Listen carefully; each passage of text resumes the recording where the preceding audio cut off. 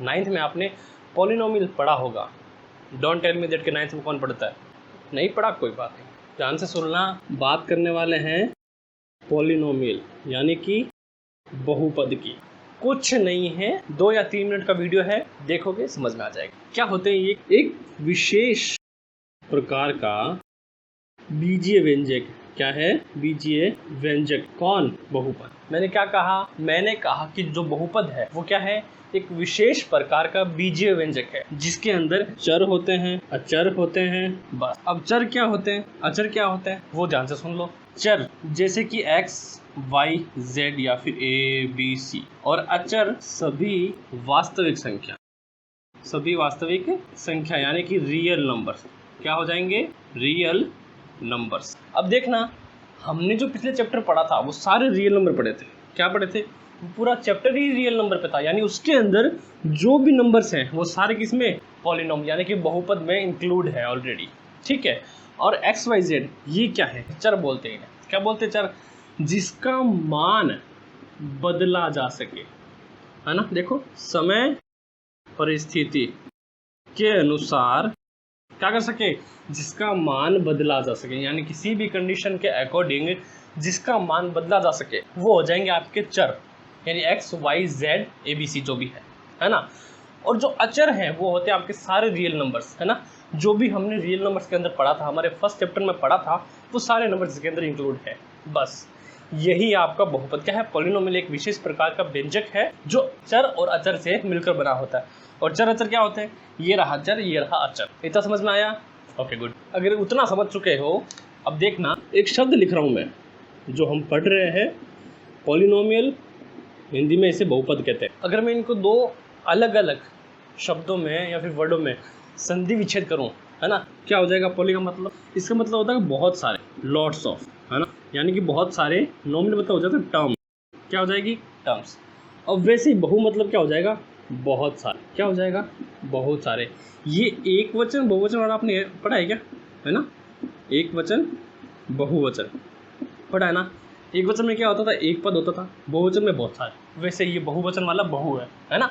बहुत सारे पद का मतलब पद। अब जो इसमें टर्म्स है या जो पद है वो अपने पास इंपॉर्टेंट है। बहुपद जिसमें बहुत सारे पद हो, इसका मीनिंग, बेसिक मीनिंग यही हो। अब पद क्या होते हैं या फिर टर्म्स क्या होते हैं, है ना। अगर हम टर्म या फिर पद की बात करूं तो ये भी क्या है? 2 चीज़ों से मिलकर। पहला रियल नंबर यानी कि वास्तविक संख्या, फिर दूसरा क्या है? दूसरा हो जाएगा वेरिएबल्स। क्या हो जाएंगे? वेरिएबल्स, जैसे कि x, y, z। इन दोनों से मिलकर क्या बनता है? पद। और जिसमें बहुत सारे पद हो वो क्या हो जाएगा? बहुपद। यानी जिसमें रियल नंबर हो, वेरिएबल्स हो, वो क्या हो जाएगा? वो हो जाएगी एक टर्म। और बहुत सारी टर्म्स बना के क्या बन जाती है? पॉलिनोमियल। बस ये आपका सीधा सा सिंपल है बहुपद यानी पॉलिनोमियल। इससे ज़्यादा समझने की आपको जरूरत नहीं। बस आपको ये ध्यान रखनी कि जैसे आपको पता है पॉलिनोमियल में क्या होती है? डिग्री होती है, जैसे कि x², x³ या x⁴, ये क्या होती है? x की डिग्रीज होती है। ये जो भी डिग्री आएगी वो हमेशा क्या होगी? पॉजिटिव होगी, प्लस में। इसकी डिग्री हमेशा नॉन नेगेटिव होगी। क्या होगी? हमेशा नॉन नेगेटिव। नॉन का मतलब नहीं, नेगेटिव मतलब का मतलब माइनस। कभी ऋणात्मक नहीं होगी। क्या नहीं होगी? जो बहुपद की घात है या फिर बहुपद की डिग्री है वो कभी नेगेटिव या फिर ऋणात्मक नहीं होगी। यानी इसका मतलब ये होता है कि 0 से लेकर इन्फिनिटी तक, है ना, हम इसकी घात रख सकते हैं। अब देखो 0 क्यों? क्योंकि भाई साहब ये नेगेटिव नहीं है। क्या नहीं है? 0 एक पॉजिटिव नंबर है, 0 माइनस नहीं है, नेगेटिव में नहीं है, इसलिए क्या होगा? 0 से लेके इन्फिनिटी तक ये घातक। हमने ये तो पढ़ लिया कि बहुपद होते हैं, कौन से होते हैं। ये भी देख कि बहुपद नहीं होते। कौन से नहीं होते? वो बहुपद कभी नहीं होगा जहाँ रूट में आपका अचर आ जाए, सॉरी चर वेरिएबल्स हो, जो वेरिएबल्स हैं x, y, z, a, b, c, ये जो भी है ना, ये क्या? एक तो रूट में नहीं होना चाहिए, एक बट्टे में नहीं होना चाहिए और माइनस में नहीं होना चाहिए कभी। अगर इस कंडीशंस में वेरिएबल्स आ जाएं तो ये बहुपद नहीं होते। क्या नहीं होते? ये बहुपद नहीं होंगे। ये बात आपको हमेशा ध्यान रखनी है। अब जैसे मैं कोई बहुपद लिखता हूँ x² + 2x + 3, ये बहुपद आप बता सकते हो कौन सा बहुपद है? ये द्विघाती बहुपद, यानी 2 घात है, जिसमें 3 घात आ जाएगी वो क्या है? त्रिघातीय। जिसमें 4 घातें आ जाएगी वो चतुर्घातीय बहुपद है ना। तो इतना तो आप में दिमाग है कि आप घातांक देखकर बता सको कि वो कौन सा बहुपद है, एक घातीय, द्विघातीय, त्रिघातीय, चतुर्घातीय, है ना। हमें ये पता चल गया कि घात 1 हो तो एक घातीय कहते हैं, द्विघातीय या फिर 3 घातों को 3 घातीय। अब इनको कहेंगे कैसे? देखो, जिसकी घात 1 हो, जैसे कि x हो या फिर x की घात 1 हो, क्या कहेंगे वो? एक घातीय बहुपद, इंग्लिश वाला लीनियर पॉलिनोमियल, है ना।